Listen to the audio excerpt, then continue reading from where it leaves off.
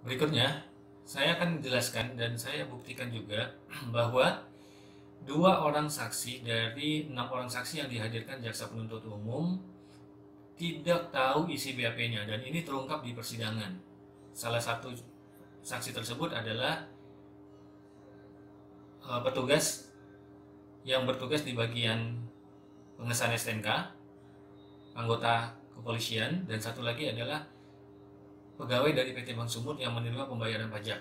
Nah, pada saat keterangan saksi, PH saya berhasil mengungkap bahwa 2 orang saksi dari 6 orang saksi yang dihadirkan ini tidak tahu isi BAP-nya. Nanti akan saya tunjukkan pembelaan dari PH saya yang menyatakan bahwa saksi ini tidak mengetahui mengenai BAP-nya yang lain kecuali hanya terkait pembayaran pajak. Demikian juga dengan petugas bagian pengesahan, sama sekali tidak mengetahui permasalahan yang dilaporkan oleh saksi pelapor terhadap para terdakwa, di mana saksi lakon sama sekali tidak mengetahui apa isi dari BAP-nya. Sedangkan di BAP-nya itu banyak hal yang dia tidak tahu. Bagaimana bisa ini BAP dia tidak ingat apa yang ditanyakan. Sehingga dengan fakta tersebut akhirnya PH saya menyatakan menolak keterangan dari 2 saksi ini karena saksi ini tidak mengetahui isi BAP-nya ketika ditanyakan di persidangan. Saya akan tunjukkan berikutnya. Indonesia di mana hukum berada.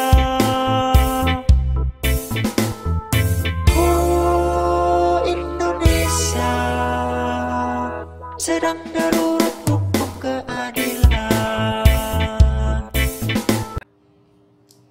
Jika benar demikian, saya coba lihat di BAP-nya saksi yang tadi.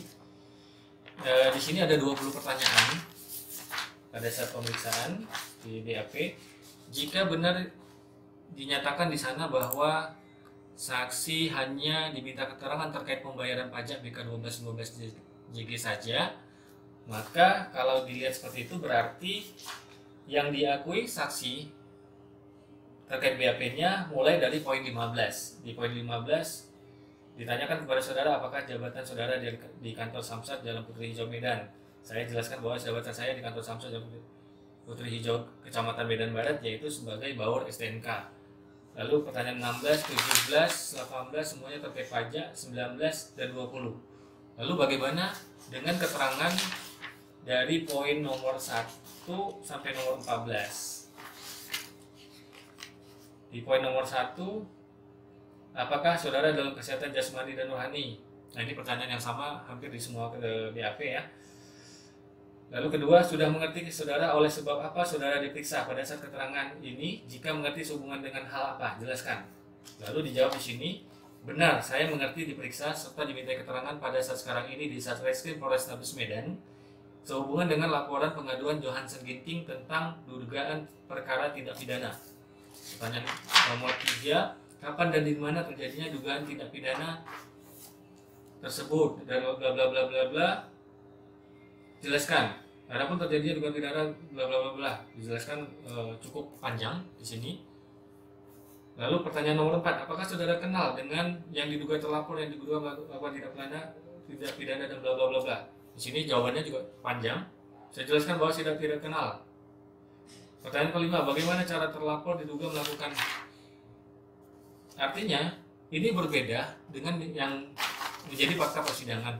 Karena di fakta persidangan saksi ini menyatakan bahwa sama sekali tidak mengetahui permasalahan yang dilaporkan oleh saksi pelapor terhadap para terdakwa, di mana saksi lakon sama sekali tidak mengetahui apa isi dari BAP-nya pada waktu penyidikan di kantor kepolisian Resor Besar Kota Medan. Bagaimana ini bisa terjadi?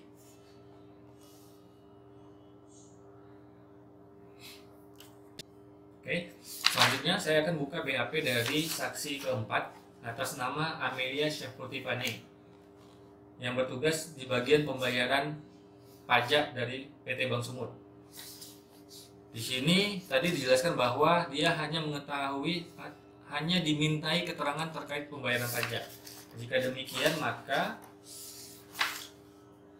yang terkait pembayaran pajak pada BAP-nya mulai dari poin ke-15 juga ya. Di sini apa tugas dan tanggung jawab saudari selaku kasir Bank Sumut. 16, bagaimana proses pembayaran pajak.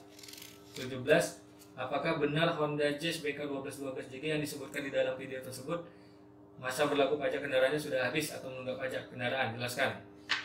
Ke-18, kapan sebenarnya masa berlaku pajak kendaraan mobil Honda Jazz BK12 habis? 19, total ada 19 pertanyaan ya terkait saksi ini. Poin 19, penutup, apakah seluruh keterangan saudari berikan sudah benar serta masih adakah keterangan lain bla bla bla bla. Seperti itu. Fakta persidangan pada saat keterangan saksi ini terungkap bahwa saksi Amelia hanya sebagai petugas pembayaran pajak dari Bank Sumut dan bahwa saksi Amelia pernah di BAP namun hanya dimintai keterangan terkait pembayaran pajak. Bagaimana dengan keterangan lainnya? Kalau kami perhatikan di sini banyak yang seperti copy paste ya, keterangan antara saksi yang satu dengan saksi yang lainnya. Itu juga yang terjadi pada keterangan pada BAP saya.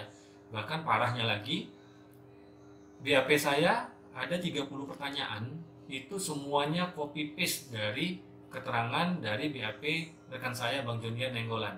Saya sebagai saksi hidup nih yang bisa ceritakan hari ini bahwa saya sama sekali tidak ditanyakan satupun pertanyaan pada BAP saya.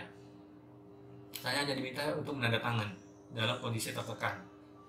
Ya, ini bukan merupakan contoh sikap profesional dari seorang penyidik, dan tentunya ini bisa dilaporkan.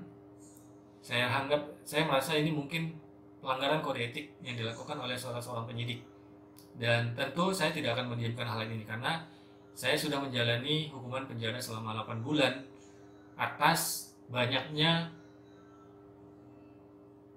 fitnah yang dilakukan terhadap saya, kata-kata nunggak yang tidak pernah saya katakan tapi di BAP dibuat saya mengatakan, banyak hal yang dipalsukan. Bahkan lebih parahnya lagi, 30 pertanyaan pada BAP semuanya benar-benar direkayasa dan tidak pernah sama sekali ditanyakan kepada saya.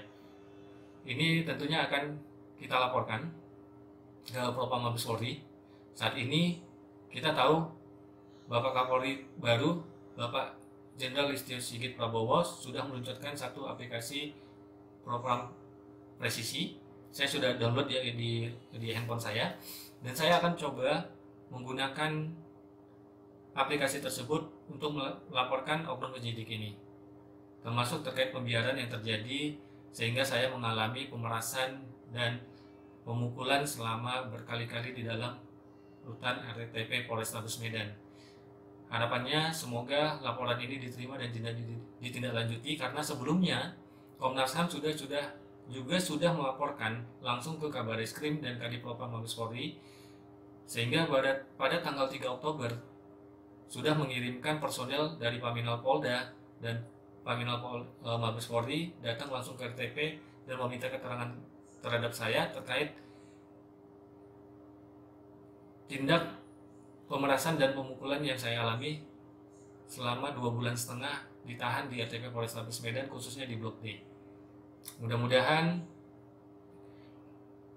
program ini terbukti memang benar-benar presisi dan ditindaklanjuti dengan baik, karena saya selaku korban dan sebagai saksi akan menceritakan langsung secara apa adanya yang benar-benar saya alami. Mudah-mudahan Bapak Jenderal Listio Sigit Prabowo melalui aplikasi tersebut dapat membuktikan bahwa aplikasi ini benar-benar bisa menjembatani masyarakat, terutama yang menjadi korban dari oknum-oknum yang tidak melakukan tugasnya secara profesional. Kita akan lihat nanti hasilnya.